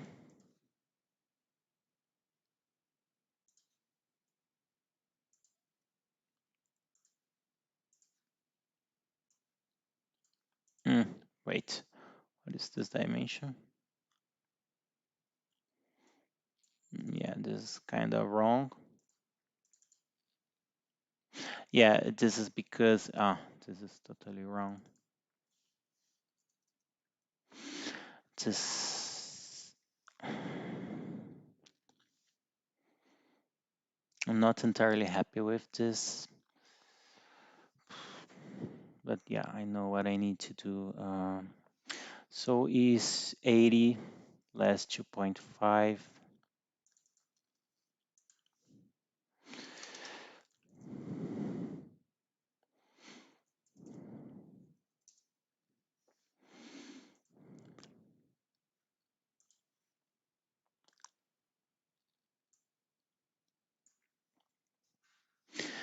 Let's see. Like several reviews within 3 months, I think, Sandy show that also in the past. To the car's huge battery of EcoChu home. Part of Hangar Group since last year. They are currently designing a bi-directional system to use your car as energy storage system for your solar system. They have working on e-tron as prototype. Yeah, but this is the thing for me. I kind of think this is stupid, and the reason for that is you charge uh, no, your car at night. Usually, like, people use the car during the day, so their car is not at home. Is when the solar is acting, and the car is like parked at your garage at night when you don't have sun. So it's, for me, it's a niche application. You need to find someone that um has a car during the day plugged. For me, doesn't make sense at all. For me, this is just a waste of energy research. I see a lot of those tech companies coming up with those ideas, and for me, just don't make economic sense. Because you're developing a technology that's just a little fraction of the consumers are going to be able to leverage off. So why would you do that? I really don't get it. I really don't get it. For me, it's kind of a stupid project to invest on.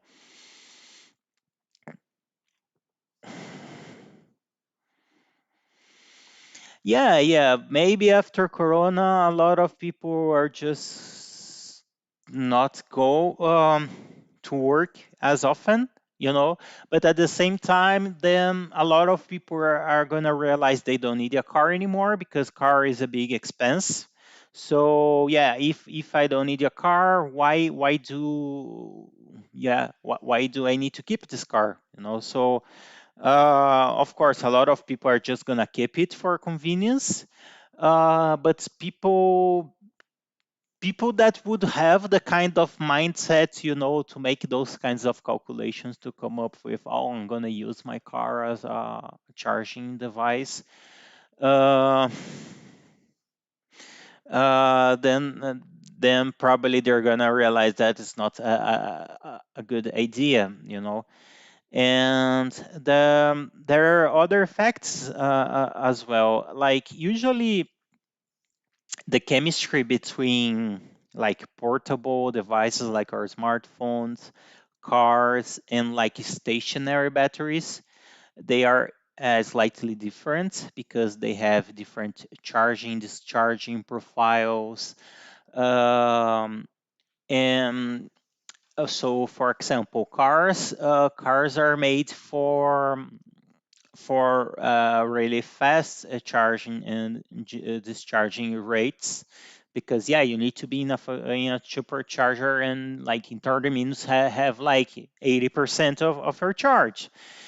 In the case of house, usually you can have like much slower charge, and you're gonna have like slow discharges as well because yeah, you're limited by the like inverter.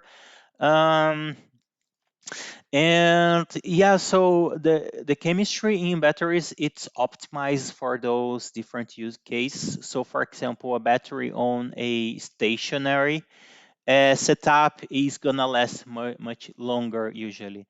And also the batteries on houses, they are optimized to stay most of the time in like 80-90% of charge all of the times. And cars are optimized to vary from like 15 to 80% usually. um, and so yeah, so there are advantages to have separate power banks as well, because you can optimize your chemistry to that very specific use case. Um, so I also don't think it's a really good idea to mixing you know, different battery technologies. Okay, you could use a supplemental, but I think it's just like hard to justify the engineering effort that you need to have, you know, developing. I think it doesn't make economic sense because in the end we are talking about a niche application. Um, so yeah, for me, uh,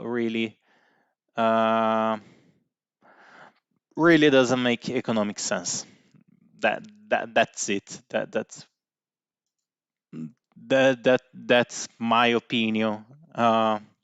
Maybe I'm wrong, but usually I have a very good feeling about this kind of subject. So I'm a little bit skeptical about those kinds of solutions. Anyways, okay. So and now and so what is gonna happen here, and reason that I'm not so happy, maybe I'm gonna try to find some smaller O-rings, is because I'm gonna need to have a water channel through those two O-rings here. Um, and yeah, so it's gonna be a very, let's see how much space do I have right now. So I have 3.5 millimeters. So yeah, and it's possible. So let's keep it this way for now.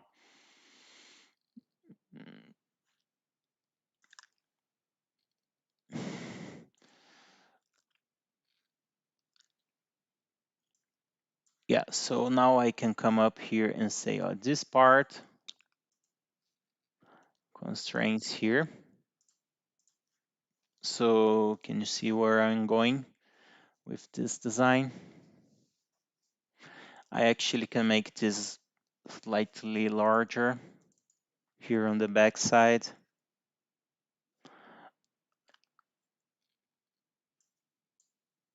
Yeah, so actually I wanna give here at least 2 millimeters. No, let's make this perpendicular. Now I make this like 2 millimeters up. What? What's going on? 2 millimeters. Ah, wait. I'm missing some references here. Let's see what is loose. Ah, okay. Yeah. So this 75. No, 75. Yeah. So now I should be able to. Ah, why? Why are you breaking? Something is loose. Ah, I see. I need an additional perpendicular constraint here. Now I should be able to define like 2. Yeah.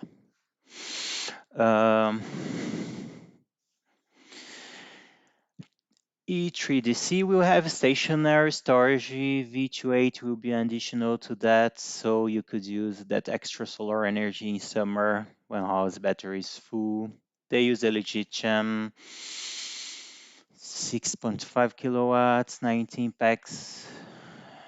It's an idealistic product, totally designed to use as less coal power as possible, whilst possibly being a power transformer for the future for storing excess renewables. Hydrogen is just too inefficient, despite the political I'm trying to push for. I mean, yeah, for foundries, that Lindo does make sense, and also Boschwer is going to only produce H2 or the water heaters for all those old buildings where a heat pump isn't viable.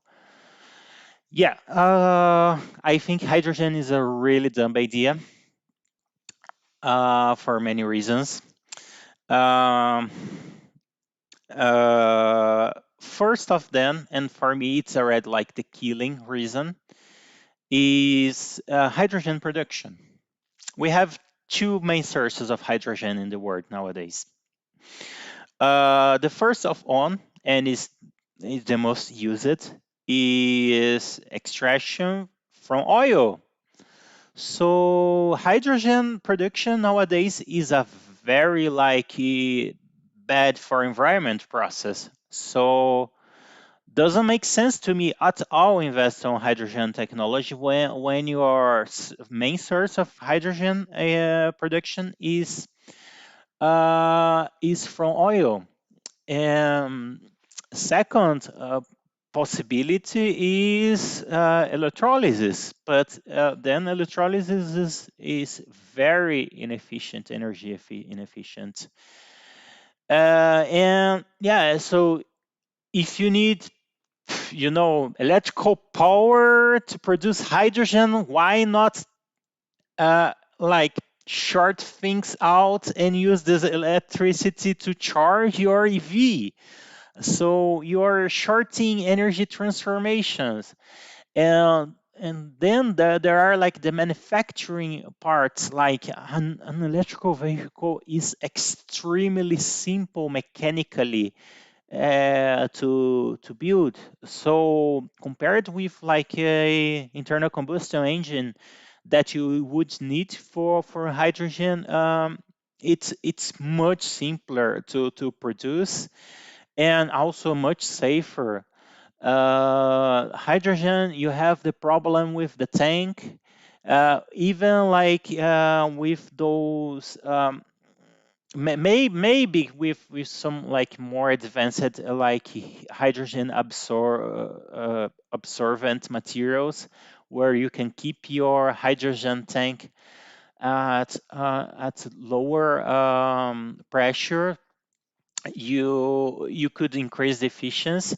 But yeah, but hydrogen is a gas, is a very like small molecule. It's extremely easy to leak, and the last thing that you wanna have is an very explosive gas like hydrogen leaking in your car. So I think it's very hard to justify.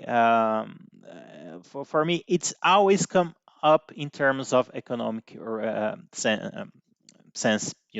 So I think when people start actually getting an F spreadsheet and put the numbers on those technologies, and I think like investors are part of the blame we should have is uh, people are not properly evaluating this. Just a moment, I need a break. Just give me 5 minutes.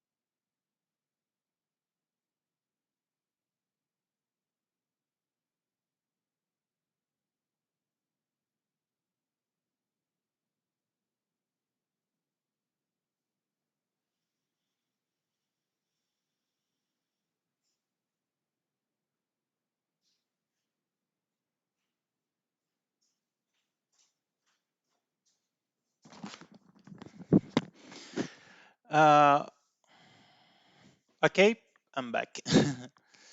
So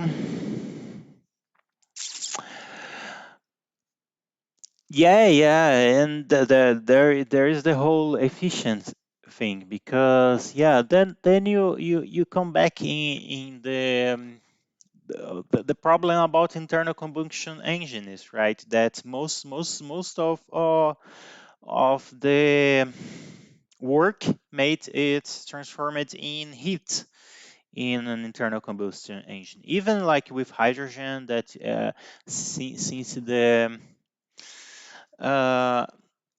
since uh, the combustion speed is much higher, so you could have more efficient there using hydrogen.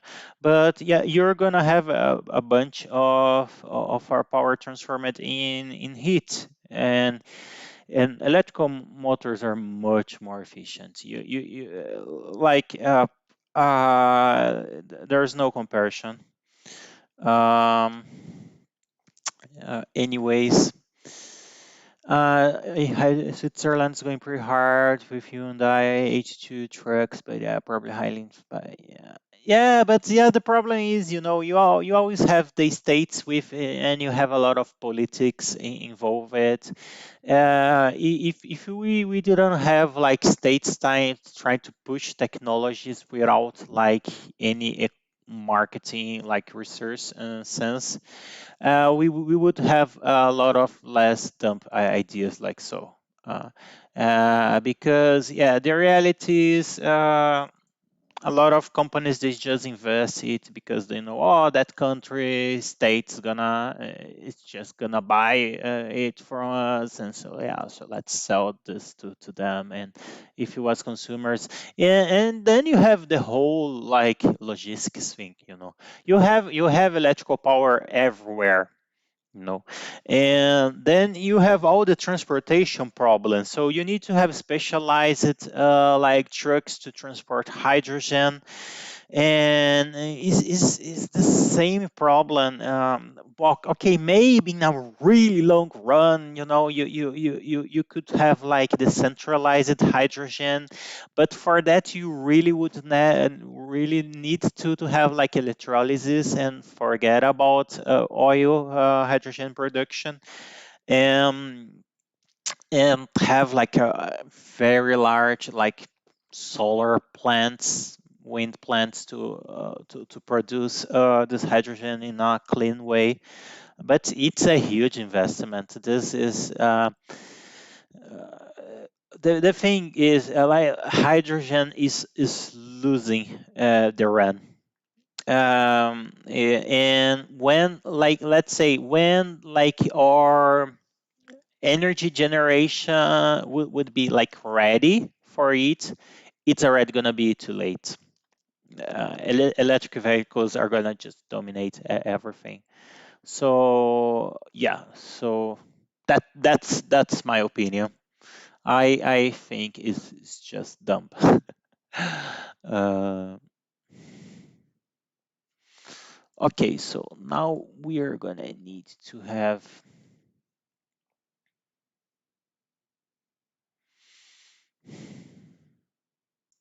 that. This part is really tricky. And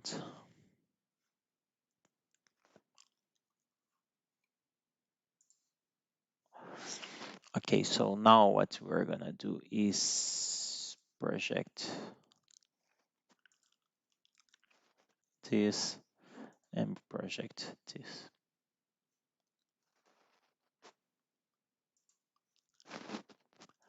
Okay, so this is the space that we have as usable.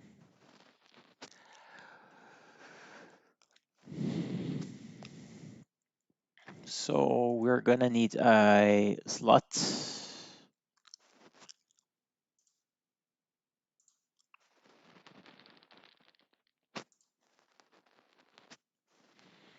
something like so. And here we definitely cannot have. Now we define here like 0.5 millimeters and like 0.5 millimeters. And this one,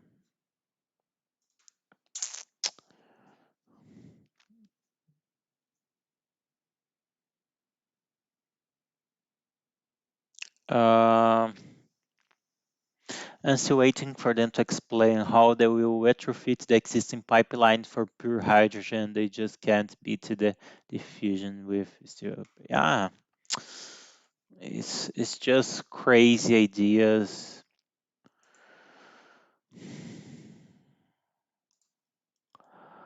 that really do not make sense whatsoever.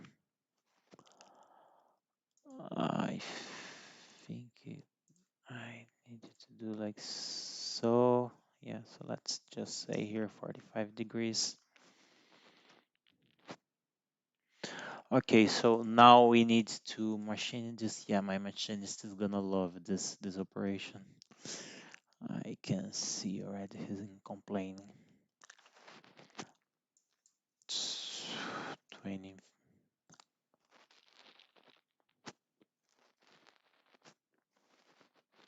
Yeah, something like so. So this is gonna be our water channel.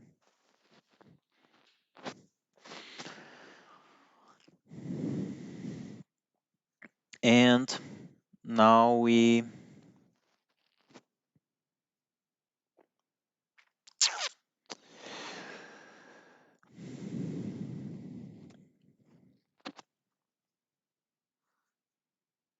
just thinking.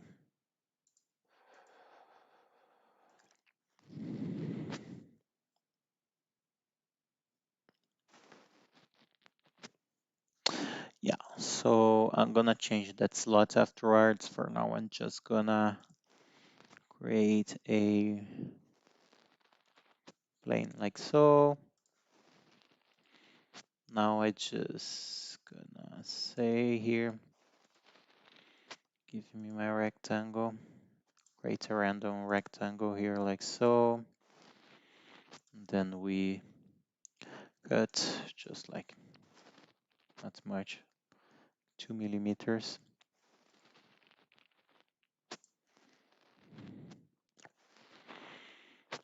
Yeah, now I can disable this visibility and I can just start a new sketch here.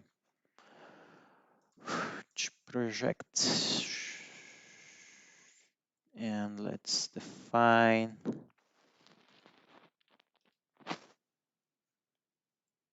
Yeah, but I don't like you.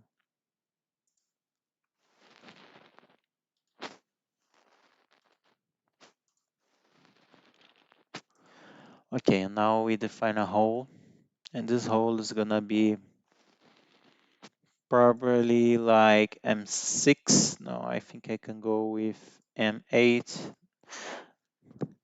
Now I'm just here. I'm just gonna use a like a pneumatic fitting, and like 15. Let me reduce here to 10 for now. 8. So now I can come and say 12, 10, 9. Yeah, like so. So here I'm gonna have like minus. Yeah, I don't need. I can go like 8. Okay, so we have an water inlet. Now I just need to change that.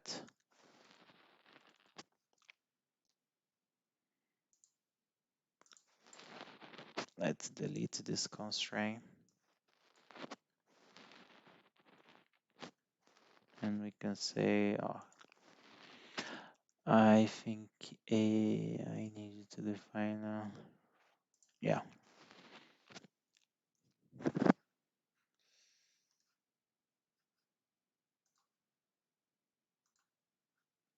Hey, nice. Cool. So now we have our water inlet. And why do I think it's not intersecting? No, it's intersecting, yeah.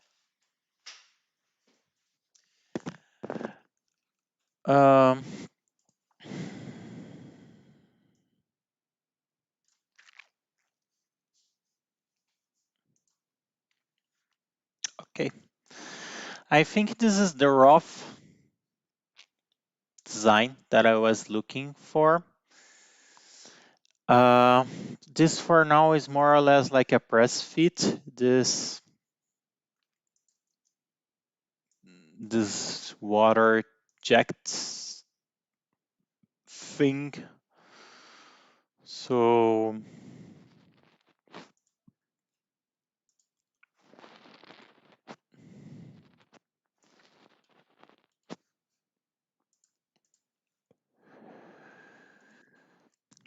oops.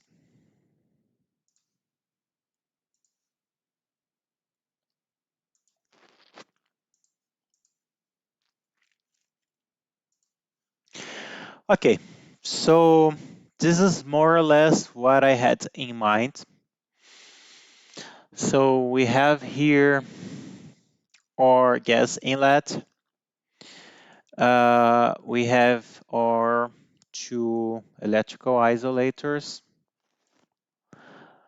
And yeah, we have our cathode, our anodes. We have our mechanical coupling with epoxy here with our glass tube. And then we have our external jacket for water and our water inlet slash outlet. Um, yeah, so this is what I'm planning. Probably I'm gonna iterate a little bit on this design. Yeah, I have some screws to some holes that I need to fit here. This electrode, yeah, I cannot have like the screws touching it, so probably I'm gonna have some small like Teflon sleeves between these electrodes and the screws itself. Yeah, so it's something that I'm gonna need to design and yeah polish this design. But yeah, this is the idea. So I just wanna bring you guys some update in the channel. Yeah, and for people that is here, if everything goes right in the next days, probably change jobs. There's a big chance that I'm moving to the Netherlands in the next 2 or 3 months for a new job opportunity. So yeah, so that is the big announcement that I was going to give you guys. So yeah, since I'm relocating, that's gonna be a little bit expensive. It's always expensive to relocate. So basically, I'm trying to spend as less as possible with projects right now because I need to save money. And yeah, so this is the reason that the channel is a little bit off right now because yeah, I'm not buying any new gear, I'm not buying parts, and just buying essential stuff to keep like work in progress already like running. Um, yeah.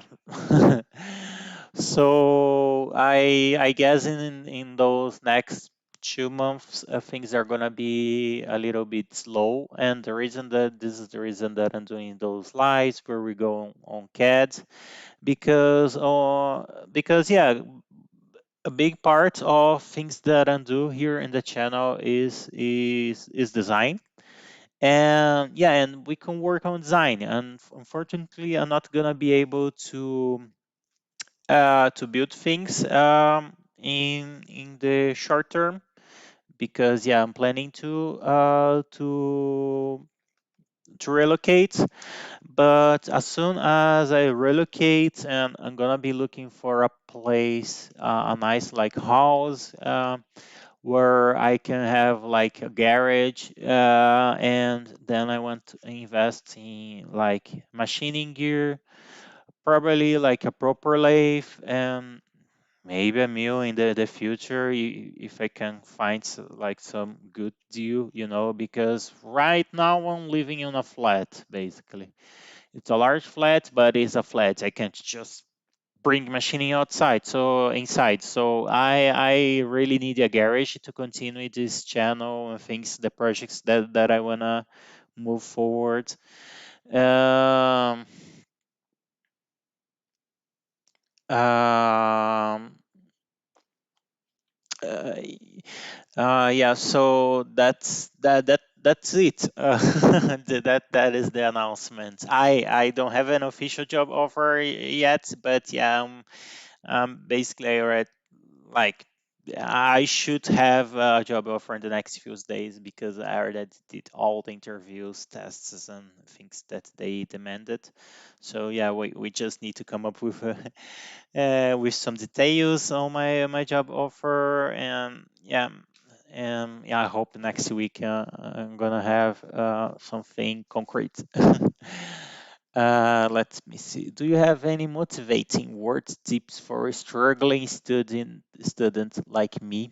Like, is there light in the end of the tunnel eventually? Well, depends what you are struggling for. Maybe you can elaborate in your question.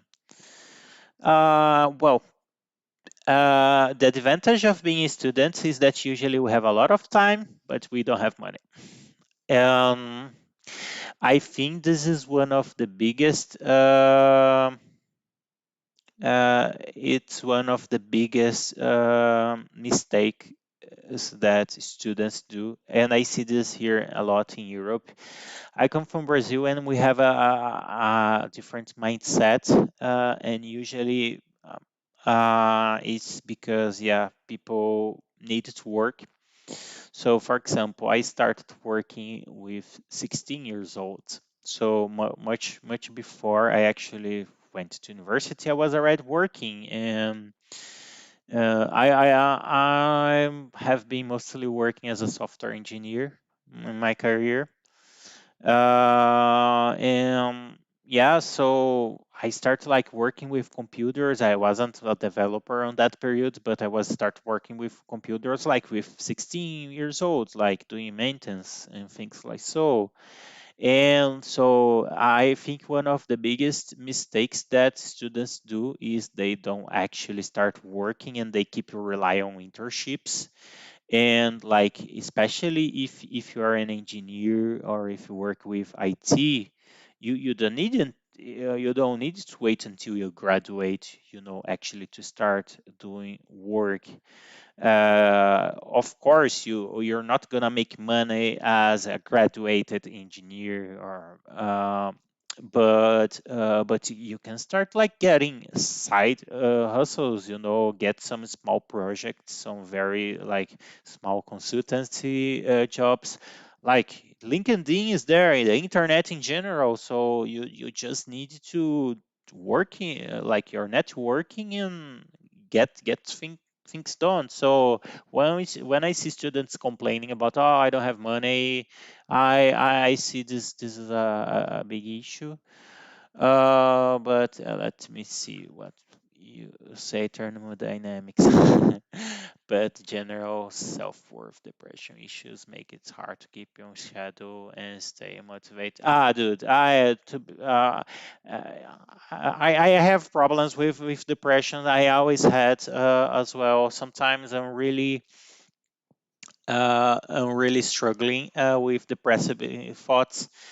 And yeah, so one thing that you need to think about is to start creating like goals, and the short term goals, or like short small projects, because I see that a lot of people are frustrated because they see like internet, like especially on YouTube, you see a lot of those great YouTubers making like awesome projects, and then you just keep with those mindset that, oh no, I can't do it, I'm not as smart, and whatever excuse you come up with.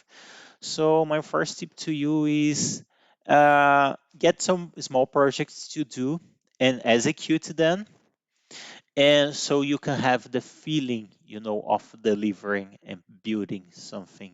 So small projects, not like crazy projects that you're just gonna stop doing in half of the way, because that is bad. um so I think when you can like work in small projects, in small steps, and then you have, the feeling that you are able to conclude that step, that goal, that helps a lot with your self-esteem. And also keep yourself busy. I have this mindset, that I always think, oh, what I did productive today, for myself, for the world, and of course, we always have those days that we just want to relax. I have been working a lot in different projects, like for my daily job, and then all the projects that I work out of that. Um, Time. So I'm always keeping myself busy. And when I have the belief that that yeah, when you keep your head busy, you don't need you don't uh, have time to keep thinking about shit. That's the real truth. Um, so yeah, stay motivated. Yeah, get small projects, work on them, so you have that reward feeling. And and then with time you increase the project, get be involved in projects even if it's just for the experience. Use the team power. What I mean is look for, like, for example, collaborative open source projects where they accept like ungraduated people, and this helps you in two ways. More Probably more than two ways. First, you get real experience in developing something, a product. You learn how to interact with people, and this is a very important skill. You improve your communication skills, because yeah, especially like in open source projects, you need to pitch a lot your ideas. um, and what more? Um, yeah, and when you finish your graduation, you can just put in your CV, say, "Oh, look at this project. I have been working the last few years, and yeah, we came up with this product idea. It's open source, it's not commercial. Yeah, but I have experience in doing this and working on a team." And when you are working, especially in projects for nonprofit, it's excellent to show that you have motivation. So always be involved in project as much you can, because the reality is, uh, when when you graduate, you're gonna need to start paying the bills. So then all the responsibilities that you don't have as a student are gonna start, and you think that, oh, I'm so limited right now, but now you have time and you don't have money, and then usually it's the opposite. You have money, but you don't have time. So yeah, you really need to squeeze as much time as possible while you are a student in projects, in personal projects. So start developing.